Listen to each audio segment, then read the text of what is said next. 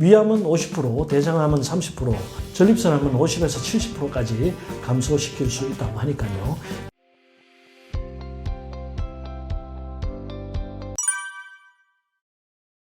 안녕하세요. 김순열입니다. 한의학 박사고요. 강남역에서 CNC 한의원 운영하고 있습니다. 유튜브 채널도 가지고 있습니다. 김순열TV라고 구독자가 60만이 조금 넘는데요. 한번 들어주십시오. 좋은 내용 많습니다. 이번에 책 한 권도 냈습니다. 진짜 식사라고 하는데요. 나한테 맞는 음식을 먹는 사람들은 건강한데 내가 늘 먹고 있는 음식이 나한테 잘 맞지 않는 경우에 건강을 해치는 경우가 많습니다. 어떤 음식이 나한테 맞는지 어떤 음식이 나한테 맞지 않는지 진짜 식사에서 확인하십시오. 네, 30년 동안 한의원 하면서 느낀 것은 참 세상에 아픈 사람이 많구나. 그리고 치료라는 것이 쉽지 않구나 하는 것을 느꼈죠. 그러니까 아무리 이 첨단 과학 장비를 가지고 있어도 어떤 한 사람의 질병을 제대로 진단 못하는 경우가 굉장히 많거든요.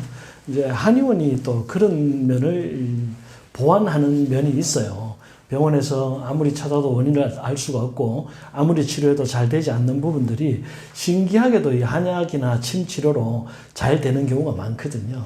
그래서 너무 비과학적이다 이렇게 치부하지 마시고 500년, 1000년 이상 된 경험이 축적된 의학이기 때문에 설명할 수는 없지만 대단한 효과를 내는 그런 부분들이 굉장히 많다. 그리고 요즘은 또 과학적으로 전부 다 해석이 되고 있죠. 사실 간에 좋은 한약재들이 있거든요. 그런 것들을 실험실에서 연구를 해보면 간에 좋은 성분들이 다 나와요. 또 폐에 좋은 한약재들을 연구 분석해보면 또 실험실에서 그런 성분들이 다 나옵니다. 그래서 이게 오래된 경험에 의한 것들이 버릴 것이 하나도 없더라. 그걸 알게 됐죠. 병의 첫 번째 원인은 노화죠. 사람은 모두 다 죽는단 말이에요. 100살까지 살고 다 죽어요. 그래서 모든 세포들이 분열을 하다가 나중에는 노화가 옵니다. 노화가 온 곳에 병이 생기는 거죠. 어떤 사람은 폐가 빨리 노화되고 어떤 사람은 위가 빨리 노화되고 그런 것이고, 두 번째는 이제 이 위장하고 폐의 문제거든요. 왜냐하면은 음식을 먹어야 사람이 살잖아요. 그래서 위장 쪽에 문제가 생기면 노화가 빨리 오거나 병이 생길 수가 있고, 또 산소를 흡입을 해야 사람이 살 수 있단 말이죠. 그게 폐잖아요. 운동 안 하고 폐가 쪼그라든다든지 담배 많이 펴서 폐에 노폐물이 낀다든지 하면 질병이 생길 수밖에 없고 면역력이 떨어지죠. 세 번째로 제일 중요한 게 사실은 스트레스입니다. 세균, 바이러스, 독소, 어떤 운동 부족 이런 것들보다 스트레스가 제일 위에 있죠. 스트레스 받으면 상상할 수 있는 모든 병이 저절로 생길 수 있습니다. 스트레스 관리 잘 하셔야 합니다. 마늘은 맵잖아요. 이 매운 주요 성분이 알리신, 알리인 같은 것들이거든요. 항균 작용, 항바이러스 작용이 굉장히 강합니다. 그래서 환절기에 감기나 독감 예방하는 데 도움이 되고요. 또 마늘에는 아연도 풍부하죠. 이 아연이 면역력을 높여주고 세포 분열에 관여합니다.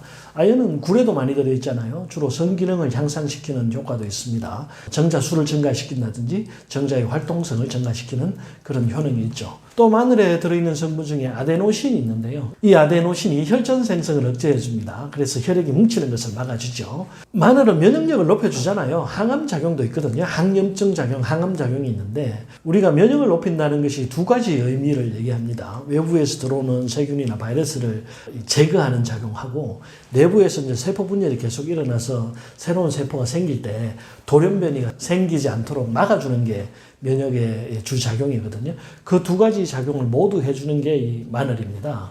위암은 50%, 대장암은 30%, 전립선암은 50에서 70%까지 감소시킬 수 있다고 하니까요. 매일 마늘물 마시시고 환절기에, 요즘 같은 환절기에 감기, 독감 예방하시고 암과 뇌졸중, 심혈관 질환도 예방해 보시기를 권합니다. 마늘물 만드는 방법은 간단하죠. 마늘을 슬라이스해서 맑은 물에 담궈 두시면 되는데요. 보통 30분에서 1시간 정도 담궈 두시면 유효 성분이 빠져나옵니다. 하루에 한두 잔 드시면 좋습니다. 아침에 한 잔, 저녁에 한 잔. 위장병의 원인은 딱 두 가지죠. 너무 많이 먹어서 기계적인 손상이 생기는 거고요. 술 많이 먹으면 손상이 생기잖아요. 매운 거 많이 먹어도 생기고. 그다음 두 번째는 스트레스입니다. 우리가 스트레스를 받으면 자율신경에 이상이 생기는데요. 주로 교감신경이 흥분합니다. 막 싸우기 위해서 주먹에 힘들어가고 눈에 불 나오고 머리 뚜껑에 김 나고 긴장하고 땀 나고 그렇잖아요. 심장 뛰고 이런 것을 교감신경의 과흥분이라고 하는데요. 교감신경이 흥분하면 부교감신경은 약해집니다. 그 부교감신경의 주요 장기가 위장이죠. 위장은 딱 멈춰버립니다. 그래서 우리가 스트레스 받으면 왜 소화 안 되고 체하고 트림 나오고 그렇잖아요. 그래서 이제 그게 지속적으로 진행이 되면 위장병이 되는 것이죠. 그런 것을 이제 기능성 소화장애라고 합니다. 위장병 치료에 제가 제일 많이 쓰는 약재가 생강입니다. 생강이 맵잖아요. 이게 진저럴, 쇼가올 이런 것들이 주요 성분인데요. 위장에 들어오면 위장의 운동성을 증가시킵니다. 또 혈액순환도 증가시키죠. 그래서 위장의 활동성을 증가시키니까 음식을 죽을 만들어서 소장으로 내려보내는 힘이 강해지고 그 다음 사실 생강 먹으라고 하면 사람들이 난 지금도 속이 쓰리고 아픈데 생강을 먹으면 더 쓰리고 아프지 않겠냐 이렇게 말씀하시는 분들이 많거든요. 위장에서 분비하는 성분이 두 가지가 있는데요. 첫째가 이제 위산이고 둘째가 위점막을 보호하는 점액이거든요. 그래서 생강을 먹으면 위산의 분비도 증가하긴 하지만 위벽을 보호하는 이 점액의 분비도 증가하거든요. 그래서 위벽을 보호해 줄 수 있다. 그렇게 생각하시면 되겠습니다. 생강은 사실 차로 만들어 먹는 것이 제일 좋습니다. 생강차로. 그런데 생강이 맵기 때문에 너무 많은 양의 생강을 넣어서 너무 진하게 드시는 것은 피해 주시고요. 내가 조금 속이 쓰리거나 위장이 약하다고 하신 분들은 양을 좀 줄여서 묽게, 연하게 드시면 되겠고요. 위장의 염증을 제거하는 결명자가 있습니다. 결명자의 에모딘 성분이 위염을 좀 억제해 주거든요.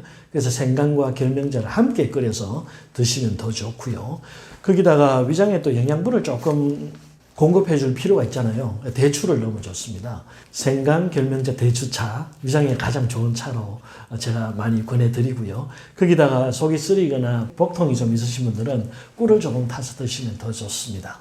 사실 사람이 속이 쓰린 이유는 위산이 많이 나와서 그런 경우는 좀 드물어요.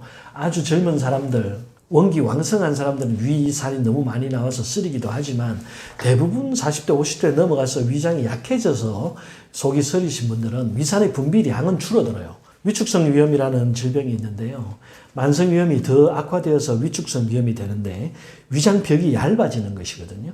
위장벽이 얇아지면 이 위산이 많이 나오지 않습니다. 대신 점액의 분비도 줄어들거든요. 그래서 위산은 조금만 나와도 강력한 산이기 때문에 속이 쓰리고 아프죠. 그래서 위산을 제거하거나 위산을 더 나오게 하는 것보다 중요한 것이 점액의 분비를 증가시켜서 위벽을 보호해 주는 것이 더 중요하다. 그때 필요한 것이 바로 생강이다. 이렇게 말씀드립니다.